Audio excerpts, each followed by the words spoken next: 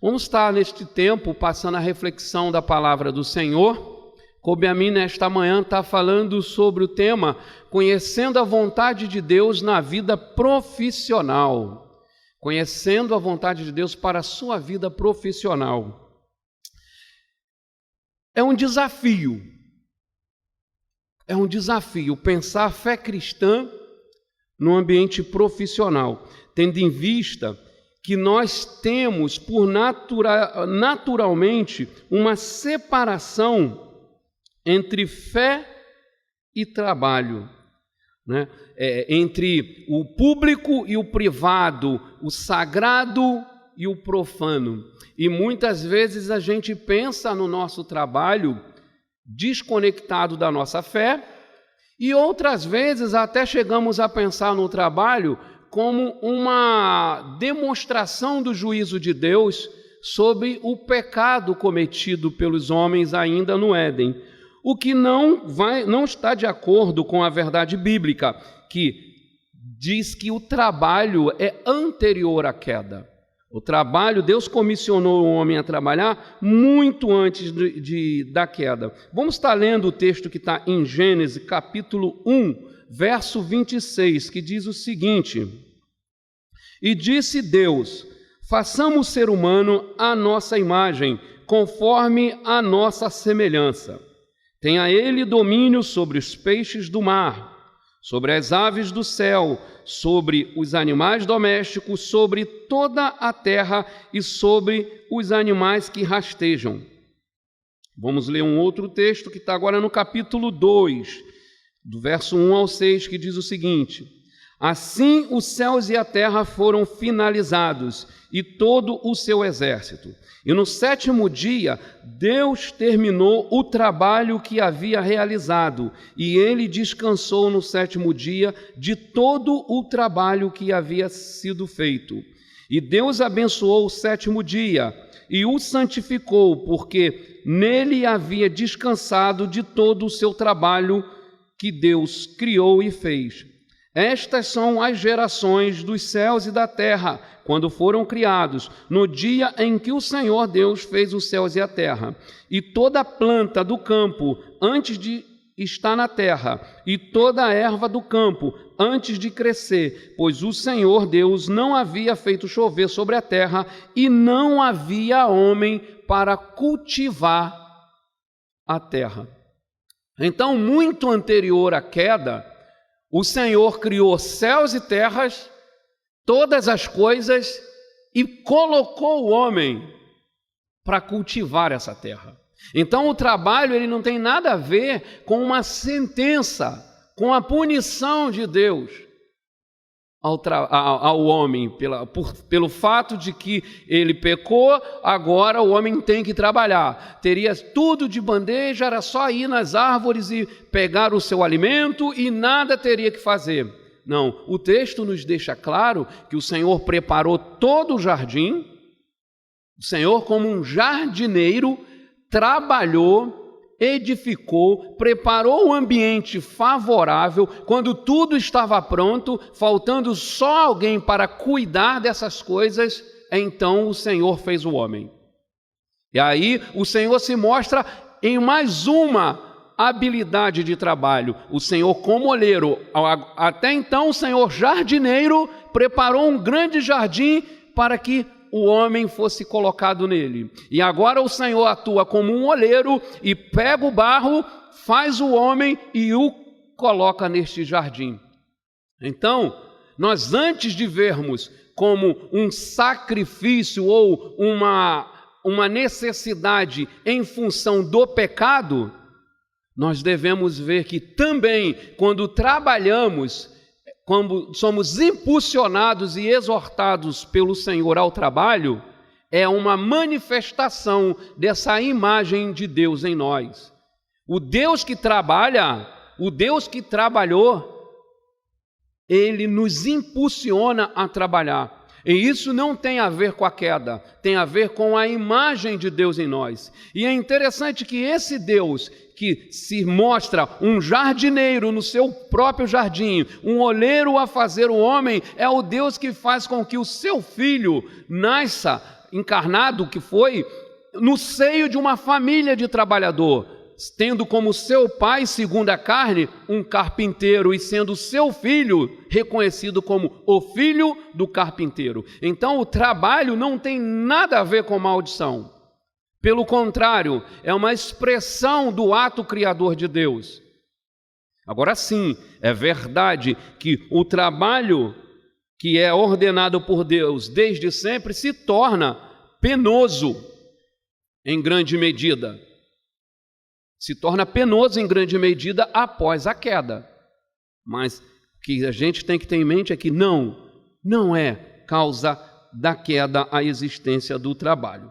Então vamos seguindo aqui, a gente vai pensar em alguns pontos para que a gente possa entender melhor essa nossa vida como cristãos, cumprindo essa vocação de Deus. Porque é muito fácil quando a gente pensa, eu sou a imagem de Deus, eu amo porque Deus ama, eu sou moral porque Deus é moral, eu sou santo porque Deus é santo e me impulsiona a santificação, mas eu trabalho porque Deus trabalha. Mas só que quando Deus trabalha, Ele tem um propósito de louvor da sua própria glória, de tornar o seu nome grande. E o trabalho da sua criação, do homem criado, ele deve ser também para este louvor, para a glória de Deus. Mas, no entanto, a gente precisa entender melhor a nossa relação com o trabalho, para que possamos, de forma correta, glorificar a Deus com o nosso trabalho. Então, vamos ver algumas visões que nós temos como cristão de um trabalho que glorifica a Deus. Então, por exemplo, nós entendemos às vezes que o trabalho que justifica a Deus, ele tem uma utilidade espiritual. Em alguns contextos, parece que você, depois que é alcançado pela graça salvadora do Senhor, só existe um aspecto de vocação, seja para o diácono, como bem falou aqui o pastor, os pastores e a junta diaconal são que cuidam das atividades ministeriais da igreja, das ordenações, da organização ministerial da igreja. E alguns de nós, quando somos chamados à fé pelo nosso Senhor, parece que vocação só está associada a algo que é feito a partir da organização da igreja. Se eu sou pastor, se eu sou um diácono, se eu estou envolvido, se eu sou um missionário enviado para o campo, se eu estou envolvido em alguma atividade que tem o aspecto espiritual dentro do ambiente da igreja, é uma vocação. Mas se não está associado a isso, não é uma vocação. Por isso que às vezes a gente olha alguém dizer, o trabalho do pastor, que é um trabalho espiritual, ele está o dia todo dedicado ao serviço do Senhor. Ou como agora eu sirvo como missionário lá no Seminário Betel, em tempo integral, agora sim, você está servindo o Senhor, porque antes você trabalhava, maior parte do seu tempo você trabalhava, e você só servia o Senhor quando estava envolvido em algum aspecto do que acontece na igreja. Um segundo ponto, uma segunda impressão é que servir no reino é sinônimo de atividade ministerial e é também criar uma alternativa cristã para o trabalho. Então, às vezes a gente fala, eu não estou servindo em tempo integral na igreja ou em alguma missão a partir da igreja.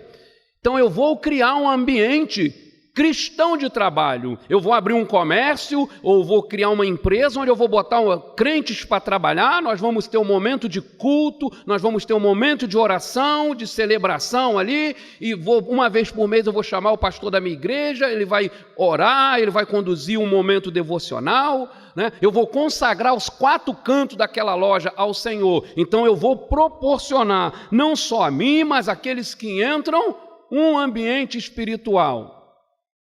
Então, são coisas, aí o trabalho se torna espiritual porque eu faço coisas espirituais enquanto eu ganho o meu sustento. O trabalho se torna espiritual, ele é espiritual quando está envolvido em atividades ministeriais. E isso não é um exercício de vocação na vida profissional. E isso não é viver a vida profissional como imagem do Deus que trabalha.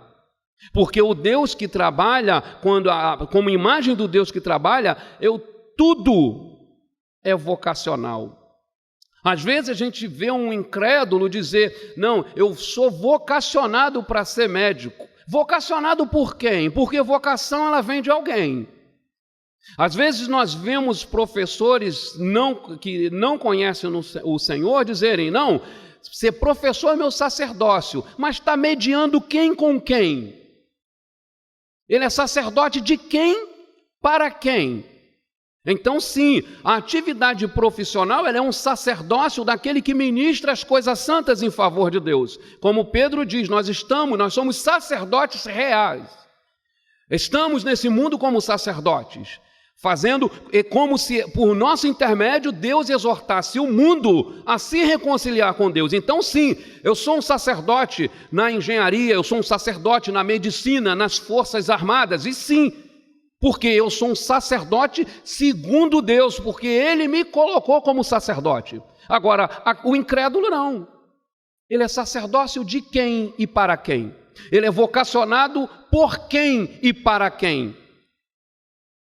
Uma vez em Cristo, nós somos vocacionados, todos somos vocacionados para as diferentes esferas de atuação, que sim, pode ser resumida numa atividade ministerial em tempo integral como o nosso pastor, ou como eu hoje lá na escola de formação de obreiros, mas que também pode ser dividido em dois aspectos, como do pastor Roberto, que tem um período do seu serviço ministerial e também tem juntamente a sua atividade profissional, ou de um irmão que somente, entre aspas, somente, atua na vida profissional, e ainda assim, ele deverá ser um sacerdote real, porque lá onde ele atua, para onde ele foi enviado, aí é que é o X da questão, é você se entender, se reconhecer como um vocacionado por Deus, que está comprometido com a missão de Deus, comissionado por aquele que tem toda a autoridade e foi enviado a servi-lo nas Forças Armadas. Foi enviado a servi-lo num hospital, foi enviado a servi-lo como professor em uma grande universidade.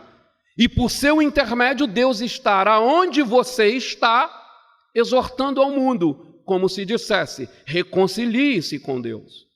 Mas essa visão de trabalho que a gente tem, que eu apresentei aqui alguns aspectos, 3 dele, ela está associada a essa divisão, o que é chamado essa dicotomia, porque existe o privado e o público. Vamos pensar um pouco o que a gente realiza na esfera de vida cristã. Nós já vimos vários cultos, vários encontros, vários estudos sobre como ser espiritual no casamento, como ser espiritual cuidando de filho, como viver a vida cristã em vários aspectos da sua vida privada. Mas com que frequência nós falamos de como viver essa vocação, essa vida espiritual no aspecto público, no ambiente público, como sendo um funcionário público, um político, um policial? Quantas vezes a gente vê, parece que essa é uma parte da vida cristã que está deslocada de um todo. E, eventualmente, nós lembramos, precisamos falar disso. Mas com que frequência nós falamos do casamento? Com que frequência nós falamos da família? É esse aspecto diferente?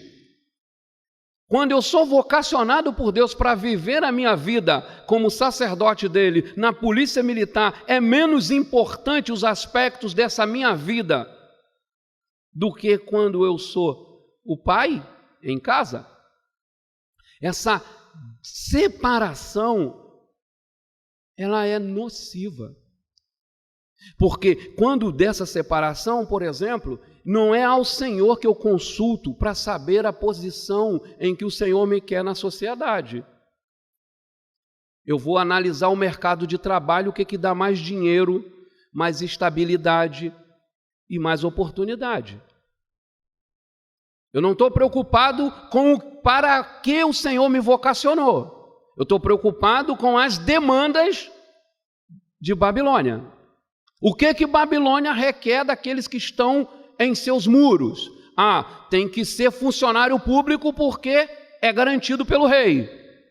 Não, tem que ser, agora você tem que pensar em meio ambiente, porque está crescendo, porque só se fala em aquecimento global, em destruição das florestas, então quem atua nessa área tem as suas portas e as oportunidades escancaradas. Porque desconectou. Existe a plataforma daquilo que Deus gere na sua vida e existe a plataforma que está separada daquilo que é problema seu, onde as leis do mundo, da oferta e da procura, das oportunidades e valores salariais que comandam. E aí, qual é o desafio para o cristão que é vocacionado por Deus? E quando eu digo para o cristão que é vocacionado por Deus, não estou falando o A e B, estou falando o cristão, todos que são vocacionados por Deus para viver uma fé íntegra, no sentido de integral, de justo. Não é uma fé como Lego, porque aqueles 3 aspectos que nós falamos ali é como se fora um Lego. Que você olha, está tudo bonitinho, mas quando você chega mais perto ali, você vê que não é uma coisa só. São peças que estão bem ajustadas, mas não é uma coisa só. Então você até tem, com essa perspectiva, você até tem momentos espirituais na sua vida profissional, mas você não é um cristão profissional. Essa é uma diferença. Caminhando.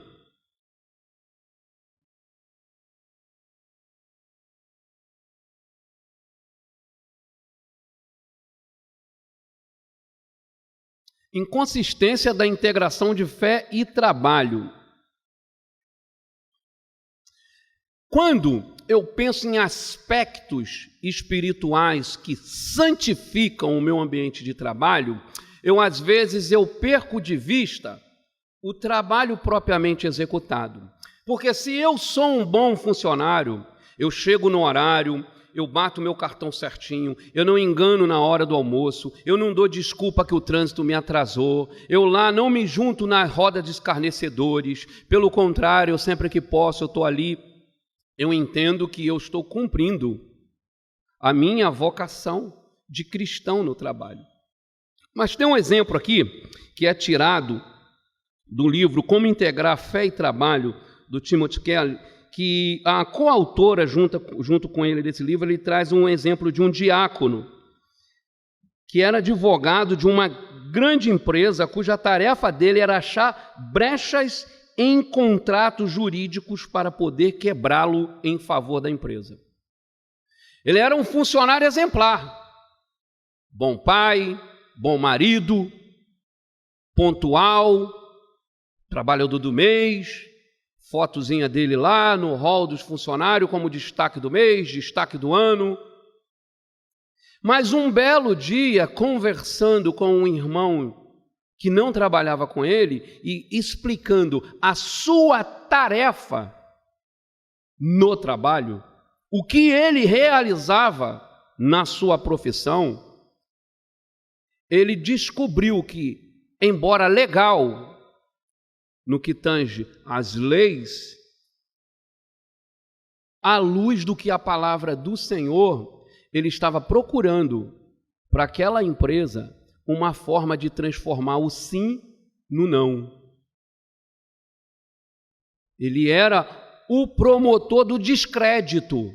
Ele era um promotor da mentira. A tarefa dele era, uma vez sentou com você, firmou o contrato, mas sempre em mente que aqui tem uma brecha por onde eu entro e em favor da empresa que eu trabalho, eu quebro o contrato. E o prejudicado é só a outra parte. Todo o castelo dele de uma atividade, de uma vocação, de uma profissão, de que onde ele glorificava a Deus, agora ficou abalado. Porque à luz da palavra de Deus ele ficou se questionando: é legal, porém é moral? Está alinhado com a ética e a moral cristã o que eu estou fazendo? São situações que nós somos expostos quando a ideia de exercer a fé no trabalho são enfeites, são adornos que eu coloco naquela minha profissão, naquela minha atividade profissional. E não tem a ver com uma visão de mundo, não tem a ver com a forma com que eu vivo, não só como eu creio, porque como eu creio tem que ser a resposta como eu ajo. Então, eu tenho a minha profissão, ela precisa desembocar a fé. Eu preciso ter atividades ou atuar na minha esfera profissional em conformidade com aquilo que eu creio. Eu preciso expressar nas minhas tomadas de decisões isso. Tem um amigo, que também é conhecido do pastor Eduardo, Alain, foi aluno do pastor Eduardo, meu amigo de turma, e ele era gerente do Banco Itaú. E uma das coisas que fez ele deixar o Banco Itaú foi a pressão para alcançar metas e, às vezes, através de engodos, de financiamentos, de direcionamentos de aplicações. Aí ele foi buscar uma forma de trabalhar autônoma, porque ele fala, não aguentava mais aquilo. Porque para atingir algumas metas, ele precisava atuar de algumas formas que não convinha aos santos. E ele preferiu renunciar à posição. Mas não é fácil. Não é fácil, porque demandamos de algumas coisas, planejamos algumas coisas, criamos os nossos nortes e projetos. Seguindo, vamos pensar em algumas soluções para essa dicotomia. Por exemplo, quando você ouve a frase, precisamos ser cristão não só na igreja de domingo, mas de segunda a sábado, tanto na empresa quanto na escola, o que significa para você? Ótimo, não é? É ótimo ouvir a exortação. Olha, você não pode ser cristão só quando você entra na IBCC. Você tem que ser cristão também quando você vai segunda-feira para a sua escola, para a sua universidade. Mas qual é o problema disso? O problema disso está associado à história que nós contamos. Porque quando eu falo isso, está associado geralmente a coisas que você vê. Ah, não, eu vejo que o Hélito é cumpridor de horários. Eu vejo que ele lá, ele não sai para happy hour ao final do expediente. Eu vejo que ele lá não senta naquelas rodinhas que ficam aquelas piadas com palavras chulas. Eu vejo. Mas isso não mostra o fundamento que está norteando a minha vida profissional. É aquilo que a Bíblia fala que tem aparência de piedade, mas que, porém, as suas obras o condenam. É o trabalho do diácono que nós usamos aqui como exemplo. Tem toda a aparência de uma vida piedosa, de uma profissão legítima, no entanto, ela esconde uma atividade que é contrária aos princípios do Senhor. Então, quando eu penso em viver a fé não só no trabalho, mas na igreja, mas também no trabalho, eu estou pensando em evangelização, atividades espirituais, né? Evangelização, reunião de oração, ouvir música evangélica, uma ética individual que tem a ver com honestidade, pontualidade, submissão às autoridades, eficiência, né? Fazer tudo como se fosse para o Senhor. Eu olho para um empresário cristão e penso que o empresário cristão é aquele que, antes de fechar um grande negócio, ele ora para ver se o Senhor quer, é aquele que deixa a Bíblia à vista para que alguém pergunte, e essa Bíblia aí? E ele possa ter uma oportunidade de falar para o Senhor. Mas, às vezes, todo esse adorno no negócio ou na vida profissional não alcança a essência do indivíduo, de maneira que sempre que ele se encontra numa encruzilhada, todo esse adorno fica para trás. Ele vai procurar, como o patrão do diácono, eu preciso que você deixe aí uma brecha para que a qualquer momento a gente possa quebrar esse contrato e na empresa não ser prejudicada. Eu preciso que você, fulano, quando estiver elaborando a minuta, me envie, porque eu preciso ver se está seguro, se a gente quiser quebrar esse contrato, se a gente quiser transformar o nosso sim em não. O adorno não muda a essência. Jesus foi muito severo com aqueles que tinham aparência de piedade. Ele chamava-os de sepulcros caiados. São muito bonitos no seu aspecto exterior. São muito bonitos no seu falar, na sua aparência piedosa. Ele se referia àqueles que chegavam a orar na praça e ficavam com suas aparências disforme em função de muitos jejuns. Mas o Senhor falava, coração de vocês é que está o problema. É o nosso coração, né? Que o Senhor fala de onde vêm todos os maus desígnios. Todos os maus desígnios. Então, um comércio cristão, ele faz culto de inauguração. Ele faz culto de inauguração para consagrar o Senhor. Ele recebe os funcionários com a paz do Senhor. Toca músicas evangélicas nos alto-falantes. Coloca um folheto evangelístico na sacola de compras do cliente. Nenhuma dessas ações elas são erradas em si mesmo. Nenhum problema. Glória a Deus. A pessoa chega no ambiente e é um ambiente de paz, onde se ouve falar com amor e do amor de Deus, se ouve cantar do amor de Deus. Mas se isso não tiver na balança justa, que o Senhor fala no Antigo Testamento, que seja a sua balança justa, é só um adorno. Se isso não tiver na sua relação trabalhista, honesta, pagando cada centavo justamente dos encargos, isso é só um adorno. Se isso não estiver na sua relação tributária com os órgãos oficiais, isso é só um adorno. Porque você decidiu, às vezes, não renunciar a uma porção de lucro para não estar em dia. Para não estar em dia. Interessante, eu não sou muito de dar testemunho pessoal, mas quando da minha conversão eu tinha uma locadora de vídeo. Alguns mais velhos sabem o que é isso, né? Os mais novos não sabem nem o que é um VHS. Eu tinha uma locadora de vídeo, eu sempre trabalhei desde a época do VHS, DVD, só que no período próximo da minha conversão, tudo se tornou muito caro e eu comecei a trabalhar com aquela famosa pirataria.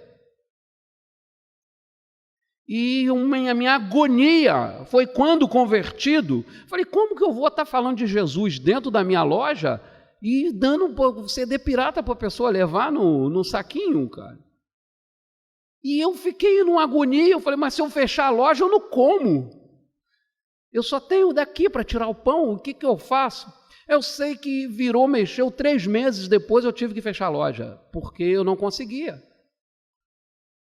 Foi contraditório, e eu vivi 6 meses sendo sustentado por uma obra de evangelização que eu ajudava. Seja com cesta básica, ou às vezes eu vinha com a minha janta, era aquela quentinha que a gente ia para a rua levar, aí a líder falava, separa 2 para você. Aí eu separava, uma era a janta e a outra era o almoço do dia seguinte. Mas eu não consegui. naquela circunstância, continuar negociando DVD pirata, ou ficar com o gato que eu tinha para poder manter o ar-condicionado da loja ligado o dia todo. Não dava. E naquele contexto não dava para eu trabalhar de maneira correta, então eu tive que deixar o meu ofício de então. Porque senão é só adorno, é só um enfeite, é só um mergulho em água, que conforme você vai andando, vai secando, já não tem mais água sobre você. É o caminho do negar a si mesmo. Eu não julgo ter alcançado, né? Mas caminhamos para o alvo.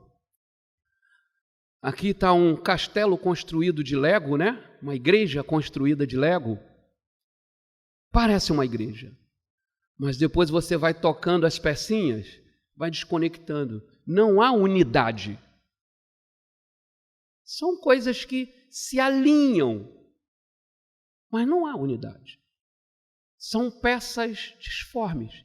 E a nossa fé não pode ser assim, porque a nossa fé, a semelhança do reino de Deus, ele precisa ser um todo. Em uma das parábolas do reino, aqui está em Mateus 13:33, diz assim a palavra do Senhor: o reino dos céus é como o fermento que uma mulher tomou, misturou com uma grande quantidade de farinha e toda a massa ficou fermentada. Nós temos uma jovem aqui que é dessa área, né? Está trabalhando com a igreja aí para poder ter um projeto de panificação. Separa o fermento da massa. Uma vez misturada, não é como o Lego. É indissolúvel, ou inseparável, melhor dizendo. Uma vez que esse fermento, que é a fé, que são os princípios, que é a verdade que transforma, entra e faz o que lhe é próprio, é inseparável. Eu não consigo ser um profissional a despeito da fé. Não, a minha fé, ela reverbera os meus atos, as minhas atividades profissionais. É como um fermento, eu sou agora isso. Não pode ser separado de mim. Eu não posso ser só policial, eu não posso ser só político, eu não posso ser só um negociante, um vendedor, um representante de laboratório. Não, eu não posso ser só isso. Então, por isso, eu não vou vender um remédio que é um placebo, se eu sei que não vai resolver o problema. Porque eu não sou só o representante desse laboratório de fármaco. Eu sou o que a Bíblia diz que eu sou. A semelhança de Deus. E ainda que afetado pelo pecado, eu tenho sido de glória em glória, de fé em fé, conformado à semelhança do filho do carpinteiro. Então eu não posso separar, eu não posso andar dividido. Caminhando, o fim está próximo, meus irmãos. Não da nossa jornada, da nossa peregrinação. Trabalho como vocação. O Deus que trabalha, nós já lemos, fez o homem à sua imagem, criativo, cultivador e regenerador. A ordem para trabalhar está na criação, não é uma maldição. É a sua dignidade tal é a sua dignidade que o trabalho não é o que você faz para viver, mas o que você vive para fazer. Todos os tipos de trabalho são dignos. Se somos chamados a trabalhar, precisamos fazê-lo conforme quem nos chamou. Essa é a frase que eu tirei deste livro, né? Que tal é a sua dignidade que trabalho não é o que se faz para viver, mas o que se vive para viver, o que se vive para fazer. Porque se eu entendo que a minha profissão, que o meu trabalho é o Senhor que me colocou ali como um instrumento seu para, através dessa vocação, no exercício dessa vocação, eu seja para Ele um sacerdote da sua nação a exortar o mundo à reconciliação, Trabalho não é mais o que eu faço para trazer comida para casa. Deus me deu um trabalho. Deus me deu um trabalho a ser feito, que envolve, sim, do suor do meu rosto trazer o meu sustento. Mas não somente isso, mas enquanto trabalhando, glorificá-lo em tudo. Integrar a fé em trabalho transforma, traz dignidade. Nós somos chamados ao cultivo. É verdade que nós falamos, e tem a verdade nisso, de que somos, o cristão ele está na contracultura. Sim, nós somos contra a cultura no sentido de lutar para ser agente de redenção na cultura do mundo. Mas nós fomos chamados ao cultivo, à cultura, né? Como o apicultor. É aquele que desenvolve cultura através da abelha. Seja mel, seja só no cultivo, mas é o apicultor, é o que faz cultura. Então, cultura, fazer cultura, nós fomos chamados a transformar. Nós não somos criadores, somos criativos e fazemos cultura. Nesse sentido, nós somos exortados a transformar a matéria-prima. Nesse sentido, nós somos cultura, da cultura para a cultura, ainda que no sentido espiritual nós sejamos contra a cultura, na busca de promover uma cultura que glorifique a Deus. E por fim, trabalho como serviço. Precisamos resgatar essa compreensão, porque às vezes a gente até fala, não, vou dormir cedo que amanhã eu vou para o serviço, mas não está na sua prática a ideia de servir. Você fala, eu vou amanhã para o serviço, mas não está na sua mente, o seu consciente não está dizendo para você que amanhã você vai a tal lugar para servir todos que lá estão e aqueles que lá venham a surgir. Não está nisso, porque quando você muda essa concepção para o servir na missão, o seu trabalho não está associado diretamente à remuneração. Aquele que faz um trabalho não remunerado também se sente em serviço. Aquele que recebe uma remuneração, como a gente fala de subemprego, ele tem as suas necessidades às vezes muito maior, mas o choro, as lamúrias e lamentações diminuem porque ele se vê em serviço. Não, eu não estou empregado. Antes de estar empregado nessa condição de subemprego, eu estou em serviço.